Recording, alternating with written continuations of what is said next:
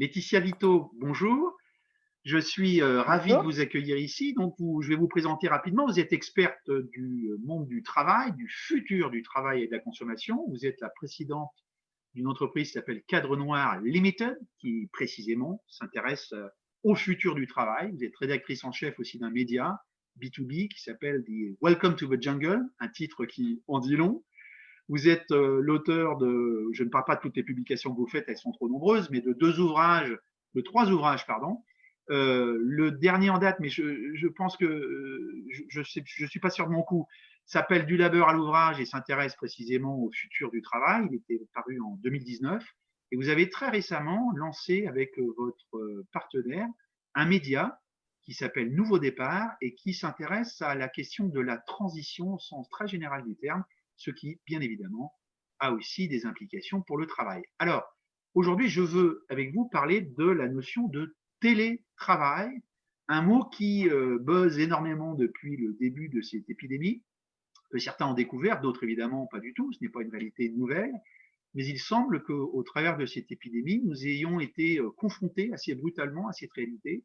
La question qu'on se pose, c'est de savoir est-ce que ça se passe de la même façon dans tous les secteurs, est-ce que ça se passe de la même façon dans tous les pays, ce qui nous intéresse évidemment particulièrement ici, et puis surtout si ce changement augure d'un changement véritablement radical et durable de l'organisation du travail pour ceux qui sont concernés par le télétravail, ou est-ce que ce n'est qu'une adaptation passagère, et une fois que l'épidémie sera terminée, eh bien, on en reviendra à un mode de travail en présentiel, cette autre expression qui surgit dans les colonnes des médias. Voilà, je vous laisse la parole sur ce sujet. Merci Trémer. Alors du coup, je suis très contente d'être là. Je vais juste corriger peut-être un petit détail sur mes publications. Du coup, mon dernier livre s'appelle 100 idées innovantes pour recruter des talents et les faire grandir. Il est coécrit avec Jérémy Cléda et paru chez Vuibert pendant la pandémie.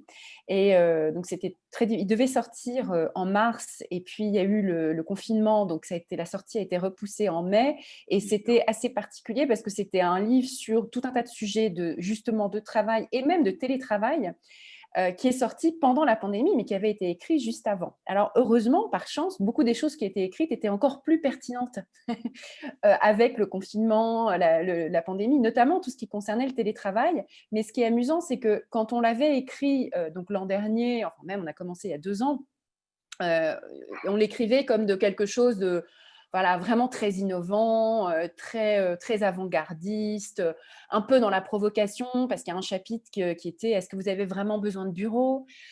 Et c'était une question qui était un peu provocatrice en 2019, en 2018. Voilà.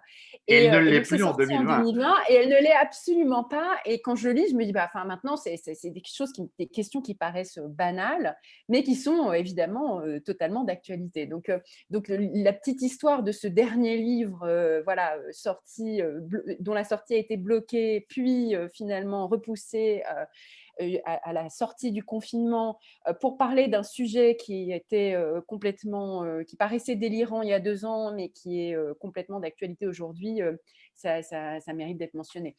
Voilà, donc Intéressant. j'apporte ce petit détail-là. Alors, sur le sujet du télétravail, effectivement, il y a beaucoup de choses à dire d'abord concernant les chiffres, la réalité, etc. Et ce qui est très difficile avec le télétravail, c'est qu'en fait, on n'a pas de chiffres et personne n'est d'accord pour savoir très exactement de quoi on parle.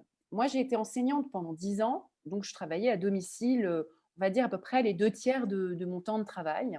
Parce que les 2 tiers, c'était de la préparation de cours, c'était de la correction de copies. J'étais prof en prépa, donc il y avait beaucoup de correction de copies, c'est vraiment un gros morceau. Et puis, j'avais ces quelques heures 10 heures de cours que je faisais en classe, dans les élèves, mais il y avait aussi les temps de trajet, du coup, et puis parfois un tout petit peu de présence pour quelques réunions, etc. Et du coup, quelle est la part de télétravail? Peut-on parler de télétravail à propos des enseignants? Ou est-ce qu'on parle de télétravail uniquement à partir du moment où l'activité d'enseignement en tant que telle, c'est-à-dire les heures assurées devant les élèves, sont transposées en cours à distance? Mais la réalité du travail d'un enseignant, c'est qu'il y a déjà la moitié ou les 2 tiers qui sont télétravaillables. Et ça, c'est Absolument. une réalité pour beaucoup de postes. En fait, quand vous êtes jardinier, plombier, etc., bah, évidemment, il y a une partie de votre travail que vous allez faire sur le site, chez les clients, où vous allez installer les tuyaux, etc., etc. Mais il y a aussi une partie qui consiste à faire votre comptabilité, à faire vos devis, à faire les appels avec vos clients ou avec vos fournisseurs. Enfin, donc, en fait, c'est probablement, je ne sais pas quelle est la proportion chez un plombier, mais enfin, c'est une part non négligeable du travail, des tâches qui sont en fait télétravaillables et déjà télétravaillées. Et donc, ça complique beaucoup la question des chiffres parce que ça ne se découpe pas en type d'emploi, ça se découpe en tâches en réalité. Et ça, c'est bien trop complexe du point de vue statistique. Et surtout que ces tâches évoluent. Donc, il y a une partie des tâches pour lesquelles avant, il fallait un certain équipement qui nécessitait d'être au bureau, mais qui, depuis l'arrivée des ordinateurs portables et des smartphones, et puis de certains logiciels et applications cloud-based, peuvent être faites à domicile. Et donc, dans beaucoup de métiers, en fait, c'est transformé depuis déjà une bonne dizaine d'années. L'arrivée de Amazon Web Services, l'arrivée d'un certain nombre d'applications nouvelles qui permettent de faire la comptabilité différemment. Enfin, voilà, enfin, vous voyez le tableau, il y a comme ça des grandes transformations qui font qu'à l'intérieur des métiers, on est déjà en partie, on s'est un peu affranchi de certaines des contraintes liées au lieu et à l'équipement dont on avait besoin. Mais il Avec existe déjà des évidemment… différences, Laetitia, d'un État à un autre, très certainement. Certains Oui, États sont déjà exactement. plus enclins à opérer ce genre de changement. Ils l'ont déjà fait beaucoup plus largement que d'autres. Vous êtes d'accord? Exactement. Alors absolument. Et puis après, ce qu'on garde comme grands chiffres, etc., pour appréhender ça, c'est en général, on dit quand même, bon, il y a des métiers de service, il y a des métiers de production qui nécessitent d'être soit sur site dans une usine, soit auprès de personnes âgées pour s'occuper d'elles, soit dans un bureau pour faire le ménage, qui, là, clairement, bon, une part des tâches qui paraît quand même très majoritairement non télétravaillables. Et donc, on applique ce type de critères. On dit, voilà, en France aujourd'hui, on considère que, et personne n'est totalement d'accord sur le chiffre, il y a environ un tiers de la population active française qui occupe un emploi télétravaillable. Et il y aurait, alors j'utilise beaucoup de conditionnels, 2 tiers d'emplois pas télétravaillables. Et en fait, la grande nouveauté de cette période de pandémie, c'est pas tant qu'il y ait une rupture, puisque comme je disais, il y a des transformations dans les tâches et puis leur caractère télétravaillable depuis longtemps, hein, depuis plus de 10 ans, voire 15, voire 20 pour certaines choses. Donc, ce n'est pas une rupture. En revanche, c'est tout d'un coup, on ouvre les yeux sur une réalité sur laquelle on n'avait pas de catégorie et pas de chiffres. Et on arrive tout d'un coup aussi à se comparer d'un pays à un autre ou d'un secteur à un autre ou d'une ville à une autre parce qu'on voit que les personnes qui ne peuvent pas travailler à domicile sont plus exposées, sont plus touchées par la maladie, doivent sortir, sont moins protégées. Enfin, tout un tas de sujets qui sont rendus visibles, parfois de manière dramatique. Et on se pose des questions sur cette part du télétravaillable. Alors, c'est à la fois beaucoup, parce que quand on voit comme les chiffres qui circulaient autrefois, c'est-à-dire jusqu'à 2019 sur le télétravaillable, en fait, étaient très conservateurs. C'est-à-dire, ils disaient, oh, il y a 15% des emplois à peu près. Enfin, ils étaient très, très conservateurs et on sentait bien qu'il se passait quelque chose, qu'il y avait un phénomène qui était un raz-de-marée, mais les chiffres qu'on utilisait, les chiffres qui circulaient, étant donné qu'ils se basaient davantage sur le télétravail formel que sur le télétravail informel, étaient très, très fortement sous-évalués par rapport à la réalité du phénomène. Donc, le télétravail pouvant être contractualisé, faisant l'objet d'un avenant au contrat, d'une autorisation officielle du manager, celui-là était compté, mais il représentait une très petite Une partie du fraction, télétravail simplement. réel, voilà, peut-être un tiers, peut-être un quart, pas exactement certain, d'un phénomène beaucoup plus important qui était le télétravail informel. Alors à la fois celui qu'on fait sur les temps de trajet avec son smartphone, mais aussi celui pour lequel on a une autorisation comme ça, informelle de son manager et de ses collègues. Au fait, demain, j'arrive seulement l'après-midi parce que j'attends justement le plombier demain matin chez moi.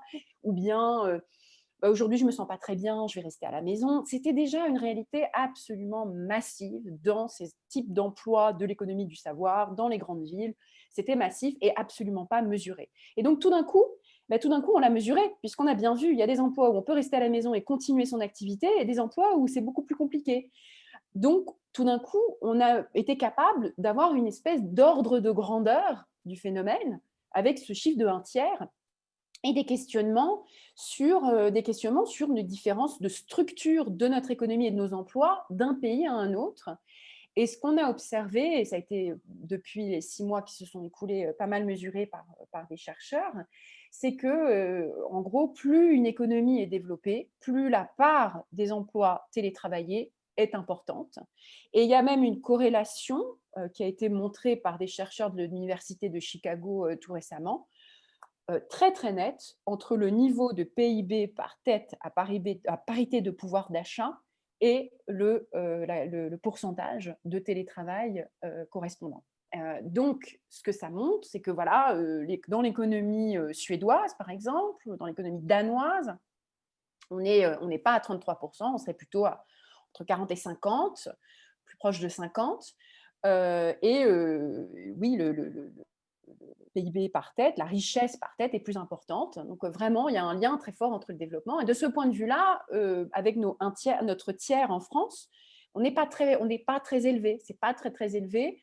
On se rapproche plutôt du Mexique, avec 25% de télétravail, ou d'autres économies moins développées où il y a une économie informelle importante et où, du coup, la pandémie a montré que voilà, il n'y avait pas beaucoup de continuité d'activité en pourcentage de l'ensemble des emplois qui pouvaient se faire de manière fluide et facile. Donc voilà, donc c'est à la fois beaucoup, un tiers, et à la fois pas beaucoup au regard d'économies plus développées que la nôtre, ou en tout cas, plutôt que de parler de développement, plus riche en fait, hein, puisque c'est vraiment un lien entre la richesse et le télétravail, et que les emplois qui peuvent être télétravaillés sont ceux qui ont la plus haute valeur ajoutée, sont ceux qui souffrent le moins de la pandémie, hein, sur les métiers du savoir, qu'il s'agisse de métiers informatiques, des métiers de la data, des métiers créatifs. Ils sont un tout petit peu moins touchés par la très forte baisse d'activité qu'on connaît. Les personnes qui sont sur ces emplois sont moins touchées par le chômage, enfin, sont évidemment aussi moins touchées du coup par l'épidémie en tant que telle et toutes ses conséquences. Donc on ne peut que souhaiter un taux ou un pourcentage d'emplois télétravaillables le plus important possible, puisque cela reflète une santé de l'économie, une santé des individus concernés plus importante. Donc, à cet égard, on voit qu'en fait, oui, la France n'est pas, les Français ne sont pas les plus riches D'accord. parmi les Européens et parmi les pays de l'OCDE, hélas. Hein. Puis quand on regarde là même plus précisément les chiffres qui sont des chiffres du Fonds monétaire international ou des chiffres. Qu'est-ce qu'il y a d'autre comme chiffres qui sont donnés sur notre richesse L'OCDE. Voilà, l'OCDE, on voit qu'effectivement, on est quand même pas, D'accord. notre PIB par tête n'est pas très, très, très élevé. Voilà, il y a quand même D'accord. beaucoup de pays au-dessus de nous, quoi. D'accord, c'est très intéressant.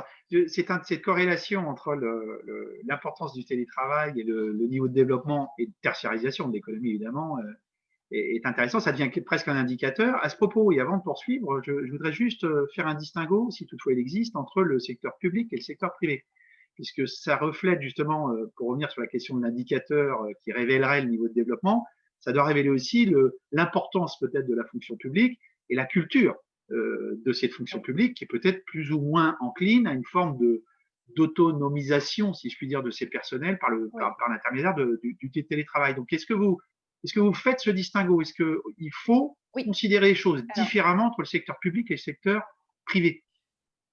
Alors non, non, il faut distinguer les choses en fonction de la nature, du management, et de la nature des organisations, qui pratiquent le télétravail, et donc à cet égard, le distinguo qui doit être fait, c'est entre le télétravail forcé du confinement, qui a touché y compris, toutes ces organisations, qui opèrent avec un mode d'organisation plus traditionnel, ce que j'appelle plus fordiste Mm. ou plus bureaucratique, des organisations qui en avaient déjà l'habitude et qui l'ont fait avec beaucoup plus de facilité, avec une nature de management qui est plus compatible avec la distance et la distribution d'une équipe.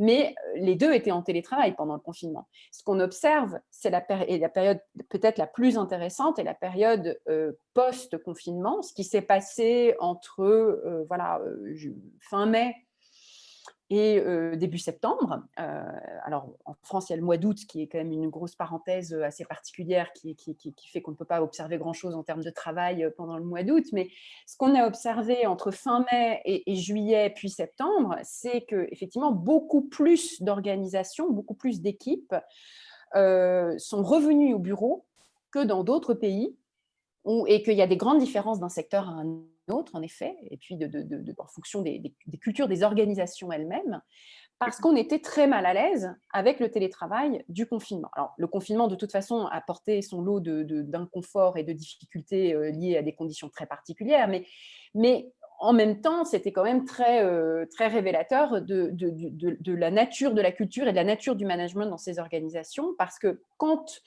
on n'y était pas préparé et quand on a un mode de management très traditionnel, ce qui s'est passé, c'est qu'on a répliqué à distance la culture du présentéisme dont on avait l'habitude et donc on a vu pas mal d'équipes en fait avoir ces phénomènes des tunnels Zoom, c'est-à-dire on ne fait que des réunions du matin au soir et Exactement. puis de préférence en visio parce qu'on se voit et on a des gens comme ça qui avaient 8 heures de réunion par jour où ça s'enchaîne, on peut même pas aller aux toilettes, hein, on peut même plus se lever avec donc le problème de la sédentarité qui, on le sait, est déjà un problème pour tout le monde hein, quand on Ouais. travaille à la maison, mais quand en plus on a une culture du présentéisme à distance, ça devient quelque chose de terrible, c'est que tous ces petits mouvements physiques qui se passent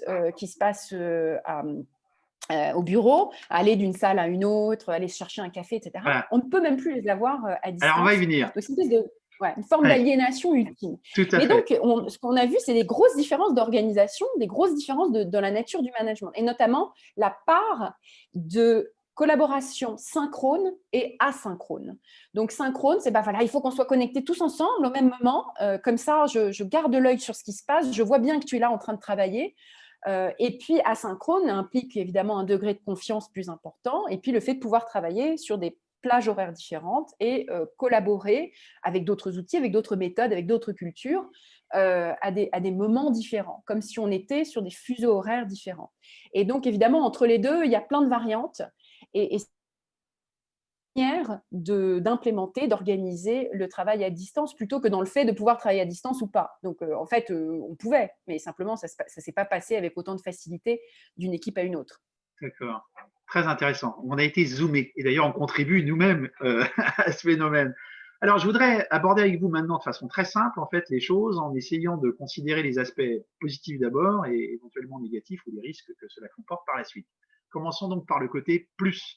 Qu'est-ce qu'il faut considérer comme aspect très positif de ce que peut apporter le télétravail? Qui gagne vraiment? Y sommes-nous d'ailleurs préparés? Qu'est-ce qu'il faut en fait en attendre qui puisse contribuer véritablement à améliorer à la fois nos conditions de travail et puis d'une façon plus générale notre relation au travail. Voilà, Mm. vaste question. Oui, c'est la grande question du moment. On l'a vu, on est d'une culture à une autre, d'une équipe à une autre et d'une organisation à une autre, ça n'a pas été vécu de la même manière. Mais la chose la plus remarquable, quand on regarde tous les sondages qui ont été faits, c'est le décalage entre les employés et les managers dans le degré de satisfaction par rapport au télétravail. Et malgré les conditions difficiles du confinement, malgré les difficultés, les freins, les problèmes, on en parle beaucoup, eh bien, entre 2 tiers, alors ça dépend des sondages, mais entre 2 tiers et 80% des salariés disent qu'ils aimeraient télétravailler davantage à l'avenir ou qu'ils en sont contents, pas forcément à 100%, hein, il ne s'agit pas de dire être à la maison enfermé en permanence, mais ils sont contents d'avoir ce degré de liberté supplémentaire, parce que c'est comme ça que c'est vécu par la très grande majorité des gens. Et côté manager, c'est plutôt l'inverse. Ça dépend des sondages aussi, mais c'est voilà, plutôt les chiffres, c'est pas tout à fait un effet miroir, mais c'est une bonne moitié des managers qui pointent essentiellement les difficultés et qui sont plutôt même parfois en souffrance hein, par rapport à cette situation. Ils ne savent pas comment poursuivre leur activité, faire leur travail à distance. Et donc, en fait, on voit que c'est pas vécu Mais pareil pourquoi? par tout Parce le qu'ils monde. ont le sentiment de manquer de contrôle ou de ne plus avoir accès à l'information à laquelle ils avaient auparavant. C'est quoi leur principal problème au manager? Alors, il y en a plusieurs. Il y a le niveau le plus basique, je dirais, c'est les organisations où il y a une culture très hiérarchique, très présentéiste, etc. Une culture du contrôle, hein, ce qu'on appelle dans les organisations fordistes le commande et contrôle. Hein, où là, effectivement, c'est très difficile de le répliquer à distance parce que les mêmes processus ne fonctionnent pas ou sont très difficiles à répliquer. Et on a surtout cherché à les répliquer. Et comme on les répliquait, ce qu'on observe, c'est seulement une dégradation. En répliquant la même chose que ce qui se passe en présentiel, eh bien, en virtuel, c'est moins bien. Tout est moins Oui, bien. évidemment. Donc, forcément, grande frustration, niveau d'insatisfaction très fort. Un autre problème, c'est effectivement quand parfois, c'est pas simplement une question de contrôle ou de manque de confiance, c'est que on n'a pas mis au point toutes les nouvelles méthodes, les nouveaux outils, les nouvelles manières de partager l'information. On n'a pas créé des rituels satisfaisants. Et donc, il y a un sentiment non pas de perte de contrôle, ce n'est pas forcément le problème, mais de perte de lien social, de perte du ciment culturel, avoir l'impression que les choses se délitent. Et quand on est manager, c'est fondamentalement un travail de faire du ciment, faire du ciment pour relier les gens. Et donc, on a l'impression que voilà, la raison d'être qui est de créer du lien, on n'y arrive pas bien, on n'a pas trouvé les alternatives pour le faire suffisamment bien. Et donc, ça, c'est tous ces soucis autour de la perte de la culture du groupe, la perte de la culture de l'équipe, etc. Donc, il y a une crainte très forte qui est liée à ça. Dans d'autres cas, oui, je pense que la question aussi vraiment de l'information est importante. Ça, je dirais que c'est beaucoup un chantier finalement d'IT, un chantier de constitution d'archives, de connaissances, de savoirs, d'encyclopédies pour être bien armé face à cette question de l'accès à l'information. C'est aussi un chantier de communication. Parce que là, il y a des différences culturelles qui sont intéressantes en termes de communication. En France, on a une culture qu'on appelle high context, c'est-à-dire qu'il y a besoin de beaucoup d'éléments de contexte pour comprendre la communication. Ces éléments de contexte sont le langage corporel, ce qui se passe dans la pièce, le contexte en général. Et il y a pas mal d'implicites. On aime bien l'ironie. La culture française aime bien l'ironie, aime bien le second degré. En plus, c'est toujours très valorisé, le second degré dans la culture française, dans la communication. Et ça, à distance, comme on est privé du contexte, eh bien, on est privé de tous ces éléments qui permettent de bien comprendre, donc de communiquer bien et de bien communiquer et d'avoir accès à l'information. Là où, en revanche, la culture allemande, donc je suis en Allemagne maintenant, je suis bien placée pour savoir, elle requiert beaucoup moins d'éléments de contexte. Tout est explicite. On dit ce qu'on pense, on dit ce qu'on fait, tout est très clair, on récapitule tout, toujours de manière lourde aux yeux des Français. Les Français trouvent que la manière de communiquer d'un Allemand est lourde, lourdingue. C'est des choses qui passent mal dans la communication. Et voilà, donc de la même manière, il y a différence entre les Japonais et les Américains. Les Américains sont très explicites, donc passer la communication en virtuel, c'est-à-dire se priver des éléments de contexte pour comprendre la communication, ne prive pas de tant de choses que ça, puisque l'essentiel du message qui est dit ou qui est écrit récapitule tout ce qu'il faut récapituler pour que le message soit bien compris par tous. Donc, c'est beaucoup plus inclusif. Donc, sûr. en fait, on Vous voit que dans remarquerez, les différentes Laetitia, c'est cultures intéressant que depuis tout à l'heure, vous égrenez les difficultés, alors qu'il était question de s'intéresser aux aspects positifs. aux Est-ce que aspects ça voudrait positifs. dire, Oui, d'une c'était la certaine question façon, que sur c'est les ceux qui sont managers. prégnants? Est-ce qu'ils sont Alors, prégnants? c'est ceux dont on parle le plus. Oui. J'ai l'impression que quand on parle de télétravail, on ne parle que du négatif, mais j'ai bien commencé par le fait de dire que les salariés étaient contents. C'est parce qu'on est passé sur le sujet du management et que les C'est managers, sûr, eux, ne le sont c'est pas. intéressant. Et donc, forcément, Oui, j'essaie d'expliquer pourquoi. tout à fait, tout à fait.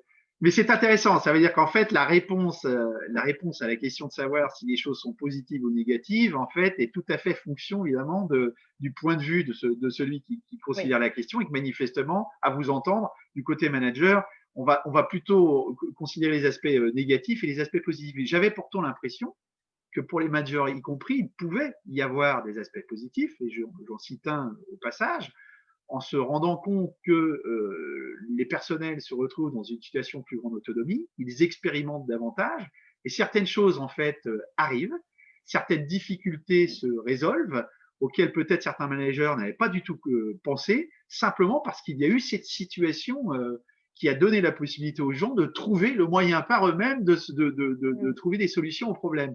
Est-ce que j'affabule ou est-ce que c'est quelque chose qui correspond à une réalité? C'est absolument une réalité, hein. C'est pour ça que c'est pas la totalité des managers qui est frustrée, hein. C'est qu'on comparait des sondages sur la population salariée, population manager, et les managers sont moins nombreux. Mais il y en a quand même beaucoup qui finalement sont pas si mécontents que ça. Et la chose la plus remarquable avec la période du confinement, c'est la quantité de problèmes techniques, culturels, de verrous monstrueux qui semblaient impossibles à lever, la quantité de problèmes qui ont été résolus en un temps incroyablement rapide. C'est-à-dire que dans la grande majorité des équipes, on a fait ce qu'il fallait faire, on a réussi à le faire, et pas si mal que ça. Et ça, c'est quand même une surprise. Quand on imagine la période voilà, d'il y a un an, où si on avait dit seriez-vous capable de faire ça et ça en 2 semaines, tout le monde aurait dit non. Non, de toute façon, il faut faire une étude d'abord, il faut faire ça sur un test, il faut faire un test sur un petit échantillon d'abord, on verra et dans 6 mois, on aura les résultats, et dans un an, on le fera, etc., etc. De toute façon, ça aurait été impensable. Donc, il y a un apprentissage qui a été fait, des verrous qui ont été levés, des choses qui ne peuvent pas être désapprises. Et souvent, il y a quand même eu énormément de bonnes surprises. Et oui, comment dire, on est très heureux de voir que les équipes ont réussi à résoudre un certain Exactement. nombre de ces problèmes C'est avec une vraiment souplesse, intéressant. une agilité Ouais. étonnante. C'est le Donc, sentiment que donc j'ai ça, eu. c'est… Et je fais une analogie. Dites-moi ce que vous en pensez avec le problème de la communication en fait dans une langue différente avec quelqu'un, parce qu'en fait c'est un problème de communication. Et d'ailleurs quand on se retrouve confronté aux difficultés de la communication parce qu'on n'a pas l'aisance et la subtilité nécessaire qui se passerait dans un environnement monolingue, on va nettement plus rapidement au but. Et de fait, en fait, on arrive à être beaucoup plus efficace et beaucoup plus rapidement. Mais on perd en subtilité et en nuance. Donc, Mm, c'est jamais mm, évidemment un bilan totalement positif. Et j'avais le sentiment, pour l'avoir expérimenté, puisqu'évidemment, comme vous, je suis confronté à cette réalité de télétravail, qu'il y avait cet aspect positif, puisqu'on parle de cela justement, on résout les problèmes beaucoup plus rapidement. On va droit au but. mm, Et on n'attend pas. mm. On ne tergiverse Ouais, plus. Donc, à vous ouais. entendre, manifestement, c'est ce que vous confirmez. C'est Absolument. intéressant. Et c'est une impression qu'on perd moins de temps, que tout ce qui est justement statutaire, tout ce qui est le bureau pour montrer son importance, tout ce qui est l'accueil, la réception uniquement pour faire un sas d'entrée, pour impressionner les personnes à qui on donne rendez-vous sur l'importance de qui on est. Toutes ces choses-là sont remises en question. Donc, on l'a dit, ça peut être douloureux, hein, mais il y a aussi une partie d'agilité, de rapidité qui est obtenue grâce à ça. On peut le mentionner aussi pour beaucoup d'entreprises, le fait de ne plus… Il y a des baux qui sont arrivés à échéance pendant la période du confinement ou la période qui a suivi. Il y a de très nombreuses PME, start-up qui avaient des bureaux, qui se sont dit dans la période actuelle, je préfère ne pas renouveler le bail. C'est massif, hein, encore peu d'études consolidées sur le marché de l'immobilier de bureau, mais on sait que l'impact est sévère pour l'immobilier de bureau. Mais pour ces entreprises-là, la question qui s'est posée, c'est, parfois on s'est rendu compte quand même, on arrivait à fonctionner sans ça, on peut faire l'économie de ce coût-là et on trouvera d'autres moyens en coût variable d'utiliser des lieux, parce que oui, on aura quand même besoin de se voir pour faire nos réunions, faire des choses, mais avec beaucoup plus d'agilité, de flexibilité. Et pour certaines de ces entreprises, dans des conditions financières parfois un peu précaires, avec des difficultés particulières liées à la période, Une bulle on d'air. se dit en fait, Ouais. bulle d'air. On peut se concentrer sur ce qui a la plus haute valeur ajoutée, mes talents, les personnes qui travaillent pour moi, etc. Puis bon, le loyer, etc. Bon, ça, en fin de compte, on peut s'en faire l'économie. On peut s'en faire l'économie pendant un certain temps. Certaines équipes ne se disent pas jamais plus jamais. Hein. Ils se disent simplement, pour l'instant, dans la période actuelle, je préfère faire cette économie-là. Si c'est ça ou mettre la clé sous la porte, je me concentre sur ce qui a la plus haute valeur ajoutée. Et en fait, c'est les humains, c'est les hommes et les femmes qui travaillent avec moi. Ça, c'est quand même quelque chose d'assez positif dans beaucoup d'équipes aussi, D'accord. de se dire Et alors, on est terminons sur moins les aspects sur… positifs. Vous parliez du fait que, du point de vue des personnels, des employés et aussi des indépendants, très certainement, mais enfin, ils y étaient plus habitués, Mm, le sentiment prégnant, c'est le sentiment de la liberté, d'une forme de liberté oui, retrouvée. Euh, oui. Quand on a goûté à la liberté, il est difficile de l'abandonner par la suite. Est-ce que ceci pourrait faire penser que, justement, sur la question initiale de la durabilité de ce changement, Mmh. il sera très difficile de revenir en arrière. Il sera très difficile de revenir en arrière et si on regarde les tendances déjà depuis plusieurs années, c'est une tendance très forte qui ne s'arrête pas et qui là a gagné on a gagné quelques années, sur la courbe de progression de cet élément-là et quand ça se passe bien, et quand ça évolue, quand on gagne en apprentissage, on devient de plus en plus autonome. C'est qu'on se rend compte que pour que ça marche, pour qu'on n'arrive pas au burn-out ou pour qu'on n'ait pas cette frustration énorme, il faut de plus en plus d'autonomie. Et donc cet apprentissage, parce que ça dure longtemps, hein, ça fait déjà 6-7 mois, on voit bien qu'on en a encore pour 6-7 mois, voire un an et demi, voire etc. Donc c'est suffisamment long pour que ces apprentissages soient faits. Il faut des mois pour prendre des nouvelles habitudes et puis faire des apprentissages. Après, on ne les désapprend pas. Ces manières de travailler qui sont devenues les nôtres, quand on a fait quelque chose pendant un an, vous imaginez ce qui se passe dans la vie d'un nourrisson entre 0 et 1 an, bon, bah, c'est une durée extrêmement longue, il y a des tas de choses qui se passent, des processus cognitifs qui sont créés, des nouveaux chemins neurologiques, voilà, c'est vraiment irréversible, ces apprentissages-là. Et la satisfaction qu'on en a est immense parce que le sentiment en particulier dans les cultures où le présentéisme joue un rôle très fort parce qu'il y a tous ces éléments statutaires, la hiérarchie, etc. Tous ces jeux de masques, de représentation. Et ce qu'on pourrait appeler la charade du présentéisme, hein, qui implique de jouer un jeu, etc. Le nombre de gens qui s'en sont libérés en éprouvent une satisfaction immense, absolument gigantesque. Le fait de ne plus avoir à jouer ce rôle en permanence, de ne plus être prisonnier, de se dire voilà, il faut que j'arrive à telle heure, que je parte à telle heure, etc. Alors, on l'a vu, ça peut se perpétuer en ligne aussi, hein, donc prudence là-dessus, mais pour beaucoup, ça a été une immense libération. Et ça offre des opportunités nouvelles aussi en matière d'inclusion, le fait de se libérer de cette charade du présentéisme. C'est que pour beaucoup d'individus, et en grande majorité des femmes, c'est 80% des emplois à temps partiel qui sont 82% en France des emplois à temps partiel qui sont occupés par des femmes. Dans tous les pays d'Europe, c'est des chiffres similaires. Hein, c'est entre 70 et 90% des emplois à temps partiel qui sont occupés par des femmes. Ces emplois à temps partiel, souvent, pas toujours, mais souvent, sont subis. Et souvent, ou quand ils sont choisis à cause de contraintes familiales liées à des tâches domestiques, au fait d'élever des enfants, au fait de s'occuper d'une personne âgée, parents ou beaux-parents, puisque c'est les femmes qui s'occupent aussi de leurs beaux-parents en général, enfin en majorité. Donc, elles sont obligées, dans un contexte où il y a une culture du présentéisme très forte, de se rabattre sur du temps partiel pour pouvoir combiner les contraintes de la vie privée et de la vie professionnelle. Et ce faisant, se prive de revenus importants et accumule voilà, des pertes de revenus, des inégalités qui, en fin de carrière, deviennent gigantesques. Alors que, dans certains cas, le fait de pouvoir organiser ces contraintes multiples de manière plus flexible et plus autonome pourrait permettre de continuer à le faire. Si on enlève le temps perdu en trajet, le temps perdu en faisant semblant, faire semblant de travailler sur son lieu de travail, faire semblant d'être bien occupé à faire le travail qu'on est censé faire, eh bien, comment dire, on ne garde que ce qui est vraiment utile, ce qui crée vraiment de la valeur, et on peut, dans toutes ces interstices, combiner toutes ces contraintes-là. Et donc, il y a une opportunité gigantesque pour ces personnes-là de continuer à avoir, de ne pas se rabattre sur un temps partiel quand on peut continuer à faire son travail avec Absolument. beaucoup plus de liberté. C'est très intéressant.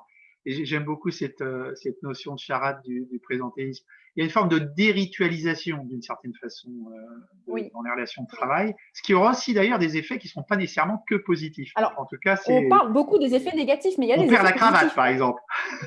Ouais. Alors, la Alors, cravate aussi, c'est une tendance longue. La tout à cravate, fait, elle tout à disparaît fait, depuis 15 ans. Quand on regarde tout les à chiffres fait, de vente de cravates, c'est pas nouveau. tout à fait. Mais l'Italie résiste mieux. Bon, alors j'aimerais terminer sur les aspects désormais plus problématiques, et ils sont aussi nombreux, sur les risques éventuels que représente ce développement du télétravail, surtout ce qui n'est pas contrôlé ou encadré.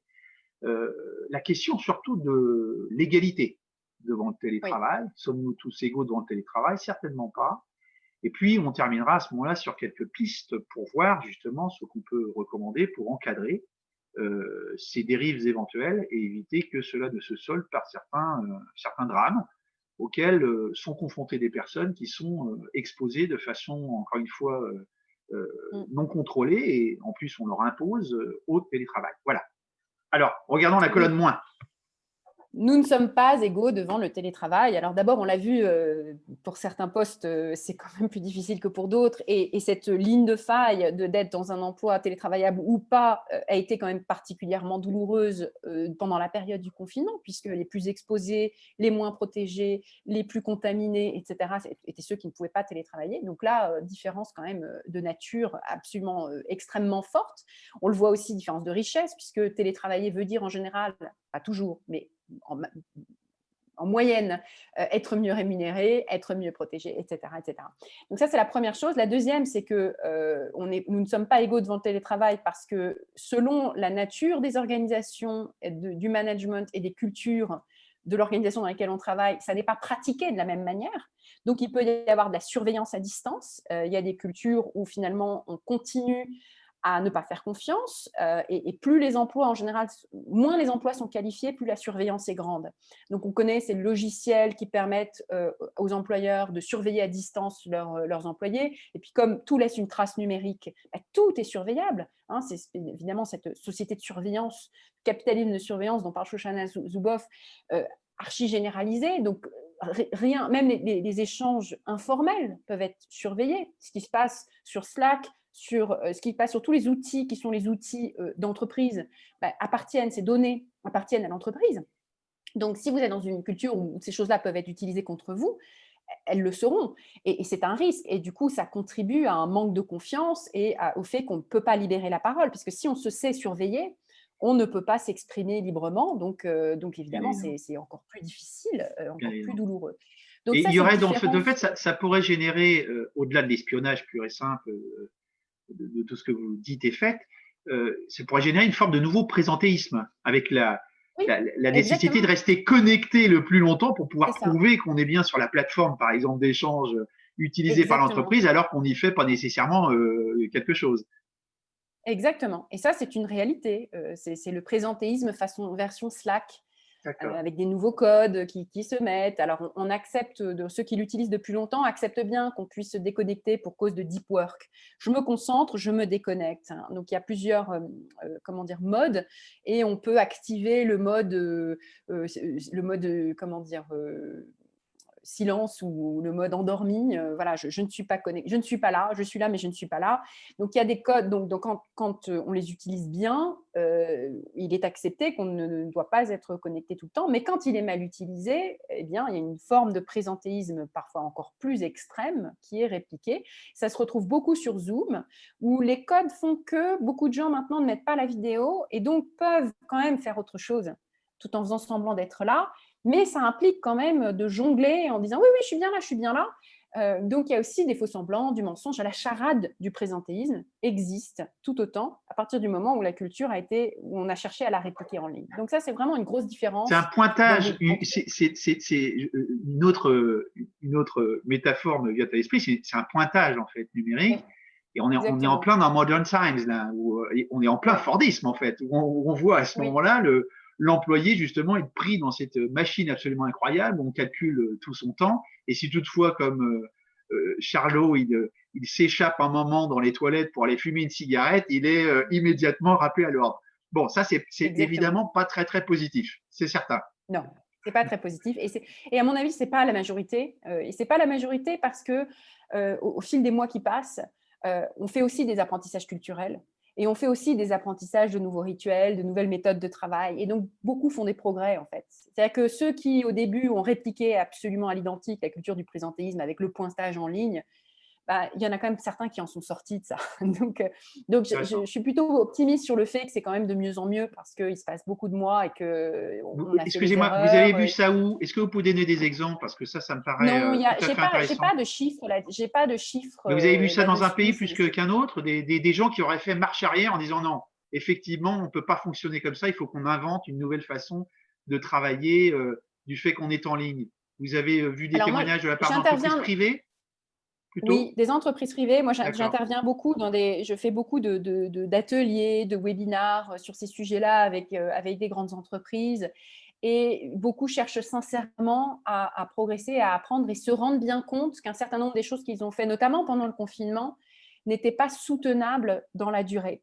Et donc, il y a D'accord, des questionnements. Évidemment, et donc, c'est plus une intuition par rapport à ce petit échantillon d'accord. que représentent les entreprises avec lesquelles j'échange et je travaille, qui me laisse être plus optimiste. Mais c'est peut-être évidemment un biais de sélection, puisque ce sont ceux qui viennent me voir pour en parler, qui évidemment, du coup, aussi sont déjà dans une démarche d'aller vers une autre forme de management. Donc c'est un biais naturel lié à ce que je fais. Bien sûr. Mais je suis quand même plutôt optimiste sur le fait que globalement, on avance dans le bon sens. Les autres, cette phrase, nous ne sommes pas égaux devant le Oui, télétravail, l'autre type d'inégalité extrêmement forte sont liées en fait à la situation de départ des individus qui le pratiquent. Et donc, évidemment, on pense aux inégalités de logement, qui font que quand on habite dans 30 mètres carrés en centre-ville, on ne travaille pas dans les mêmes conditions que quand on a un joli pavillon de banlieue avec une chambre à part, enfin un bureau à part dans lequel on peut s'isoler, etc. Mais ces inégalités de logement, évidemment, en plus, elles sont assez générationnelles, c'est-à-dire que plus on est jeune et plus on est entré tard sur le marché du logement, moins on a des conditions de logement favorables, minus les différences de patrimoine d'une famille à un autre, qui du coup, ces différences de patrimoine sont encore plus fortes dans cette question du travail à domicile, du travail domestique, joue un rôle important, alors bien que sûr. le bureau a ce côté égalisateur. On partage un même espace, on est égaux, peu importe d'où on vient comme on est, hein, comme chez McDonald's, et puis on partage cet espace. Alors, évidemment, il y a aussi des rituels et les différences d'accès à l'espace à l'intérieur, mais globalement, et surtout dans les open space qui petit à petit gagnent en importance, ce côté égalitariste, égalisateur du bureau, qui n'existe plus et qui nous ramène à des inégalités de patrimoine, à des inégalités de logement importantes, des inégalités de conditions de vie, de promiscuité, etc., de conditions évidemment familiales. Et c'est là où probablement la plus grande différence, c'est évidemment la situation familiale, le fait d'avoir des enfants, de ne pas en avoir, d'avoir des enfants en bas âge ou des enfants plus âgés, le fait d'être un père ou une mère, et la nature de la relation parentale. Et en gros, plus on a des tâches domestiques qui vous tombent dessus, plus le fait de devoir combiner ça avec un travail, avec un télétravail, c'est difficile. Et donc là, il y a des chiffres quand même assez marquants qui ont été communiqués sur la période de pandémie pour ce qui concerne le travail des chercheurs et les travaux de recherche publiés par les chercheurs et les chercheuses. Alors, pendant la période du confinement, les articles de recherche publiés par des femmes ont chuté de manière spectaculaire, alors que les articles de recherche publiés par des hommes se sont stabilisés et dans certaines disciplines ont même progressé. C'est-à-dire qu'il y en a certains, ils se sont dit cool, le confinement, j'ai plus de temps, je vais pouvoir écrire davantage, je vais publier plus d'articles. D'autres pour lesquels, dont une majorité de femmes, pour lesquelles ça a été beaucoup plus compliqué. Et donc là, ça exacerbe des différences domestiques, en fait, des différences dans le rapport à tout ce travail non marchand que représente le care, que représente ce qu'on appelait autrefois le travail dit reproductif, tout ce qui consiste à reproduire la force de travail, qui là, du coup, sont amplifiés de manière vraiment cruelle pendant cette période de pandémie. On parle à propos de la crise actuelle d'une she-session, mot valise composé de she et de recession, alors que dans la crise de 2008, on parlait de man-session, parce que cela affectait davantage des emplois dans les secteurs manufacturiers, dans la construction, etc. Donc, il y avait plus de chômage masculin que de chômage féminin. Là, il y a un triple phénomène ou un quadruple phénomène qui est que non seulement il y a plus de chômage féminin parce qu'un certain nombre des métiers très féminins sont plus touchés par la crise, les emplois de services, des emplois de services de proximité, hôtellerie, restauration, etc. Mais en plus, les emplois qui sont télétravaillés sont plus difficiles, enfin, la continuité d'activité est plus difficile pour des femmes que pour les hommes. Donc le chômage partiel pour garde d'enfants est demandé très majoritairement par des femmes. Or, on peut imaginer qu'effectivement, il y aura des répercussions de long terme. Là aussi, ça va avoir des effets cumulatifs dont on ne va pas se remettre tout de suite. Et puis enfin, un dernier phénomène qui est que le télétravail tel qu'il est pratiqué risque, s'il est accordé majoritairement à des femmes de créer plusieurs catégories d'emplois, ceux un peu plus flexibles pour des catégories de travailleurs réputés moins engagés, réputés plus loin des lieux de pouvoir, à côté, ceux qui passeront à côté des promotions, des augmentations de salaire, qui passeront à côté des jeux politiques, etc. Donc une majorité de femmes, exactement ce qui s'est passé avec l'emploi à temps partiel. Le temps partiel, il y a une présomption de non-engagement qui fait qu'après, vous passez à côté des promotions, même quand vous retournez à temps plein. Donc, il pourrait se passer la même chose avec deux catégories. Une catégorie de travailleurs plus présents là où est le cœur du réacteur, là où se font les jeux politiques, et puis ceux qui sont moins présents, pas parce qu'ils travaillent moins, parce qu'ils ont besoin plus de flexibilité, dont une majorité de femmes parce qu'elles ont des contraintes domestiques, qui du coup seront réputées moins engagées et passeront à côté des promotions. Et c'est un vrai risque, c'est quelque chose qu'on observe déjà dans des organisations hybrides. Et à partir du moment où on donne plus de flexibilité uniquement à une catégorie de personnes, il y a des grands risques sur l'inclusion et sur l'égalité à plus long terme. Très intéressant. Oui, parce qu'effectivement, le télétravail, c'est aussi l'isolement, la distance. On peut aussi se retrouver, étonnamment d'ailleurs, dans des situations où tout nous échappe. Et donc, on est à ce moment-là parqué sur des actions tout à fait subalternes. Alors, terminons, si vous le voulez bien.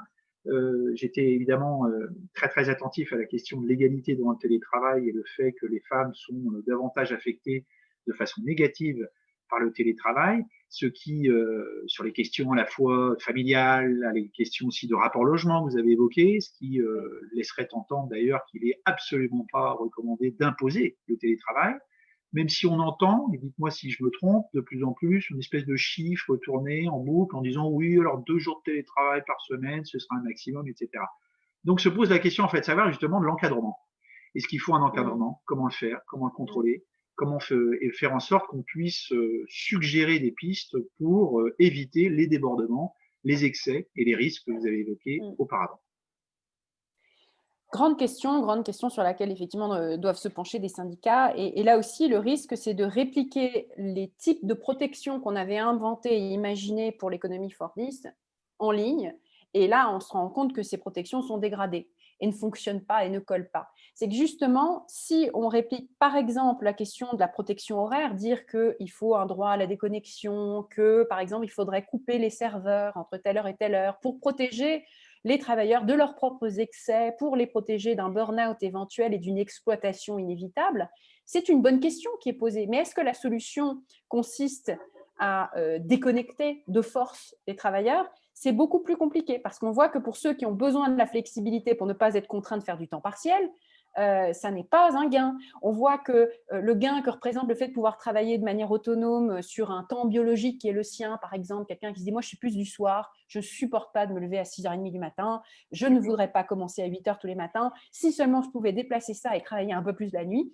C'est une minorité, mais il y en a beaucoup qui aiment ça. Donc, on voit que là, tout d'un coup, tous ces avantages disparaissent quand on impose des protections qui sont un peu les mêmes pour toutes. En gros, les cadres qui sont des cadres collectifs présentent le risque de priver un certain nombre de personnes d'avantages nouveaux et du coup, on aura un peu le pire des deux mondes. Donc ça, c'est vraiment très, très regrettable. Pour autant, il y a peut-être des solutions hybrides là aussi sur cette question de la connexion, des horaires, etc.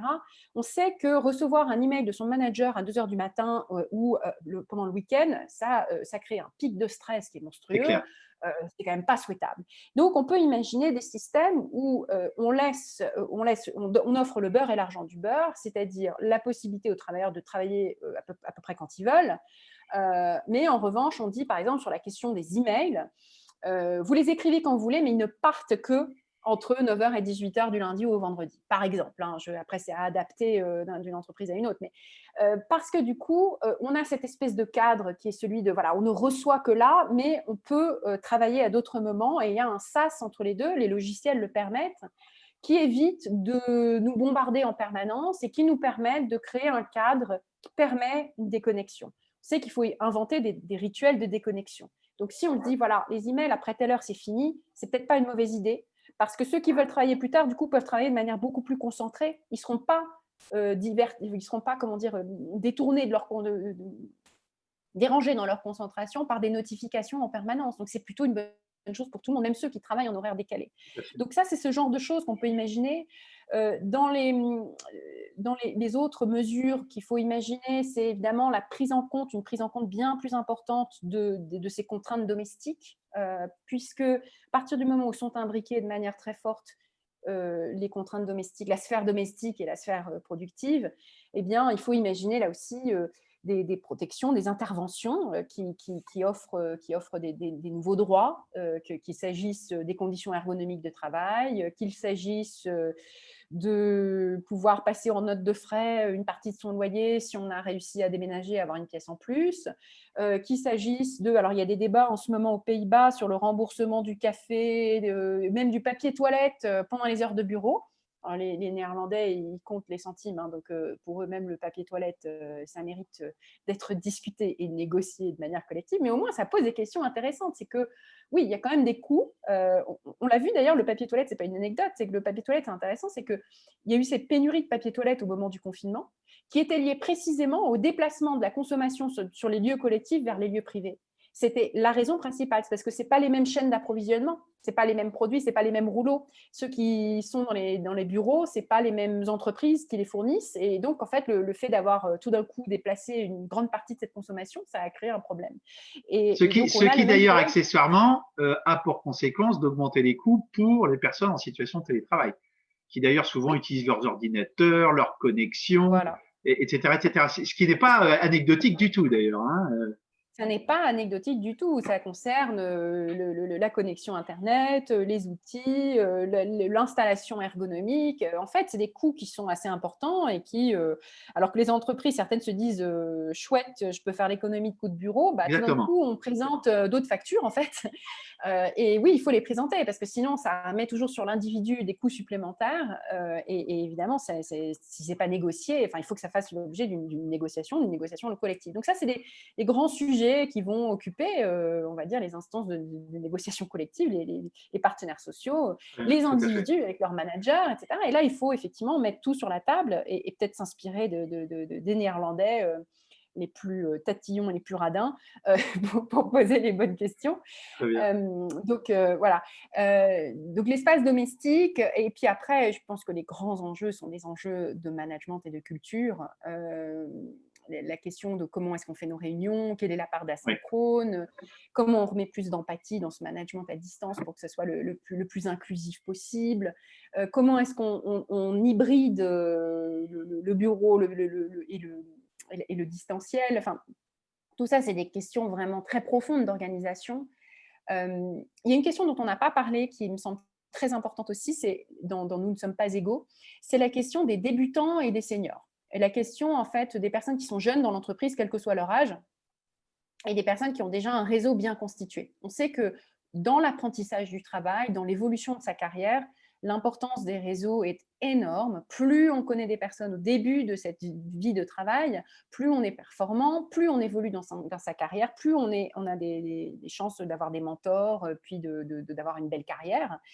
Et pour l'entreprise, plus on est productif aussi. Donc, on le sait, le confinement n'a pas été vécu pareil non plus par les personnes qui étaient en stage ou des personnes qui étaient en période d'intégration, d'onboarding dans leur entreprise et connaissaient personne, étaient complètement paumés et n'ont pas du tout fait cet apprentissage qu'on fait normalement dans les premiers mois dans l'entreprise. Et donc, il s'agit d'adopter, d'imaginer des nouveaux systèmes qui permettent une intégration bien meilleure des personnes qui sont à distance. Et là, il y a des entreprises sans bureau qui ont imaginé des choses extraordinaires pour le faire très bien, comme l'entreprise Buffer qui met en place des systèmes de buddies où chaque nouvel entrant est apparié avec différentes personnes. C'est très structuré pour pouvoir avoir très vite un niveau une densité de réseau plus forte, connaître plus de monde, avoir plus de relations pour être plus vite, plus performant, plus intégré, etc. Donc ça, c'est une autre considération, hein, parce que quand on connaît tout le monde, on connaît le boulot, etc., c'est pas pareil, c'est plus facile que quand on connaît personne et qu'on démarre. Absolument. Écoutez, merci pour vos éclairages. C'était très, très riche et très dense. Donc, j'espère que ça inspirera ceux qui verront cette vidéo et notamment les syndicalistes, puisque c'est une question à laquelle ils sont confrontés, vont être confrontés à cet égard. D'ailleurs, je rappelle que même si le dialogue social depuis le début du siècle n'a pas été extraordinairement productif au niveau européen, il a produit notamment un accord cadre qui est devenu une directive sur le télétravail, qu'il va peut-être falloir d'ailleurs reconsidérer. Laetitia Vito, merci beaucoup encore une fois et j'espère revenir vers Merci vous à plus vous. tard si toutefois des mesures se mettent en place que nous discuterons avec vous. Au revoir. Avec grand plaisir. Au revoir.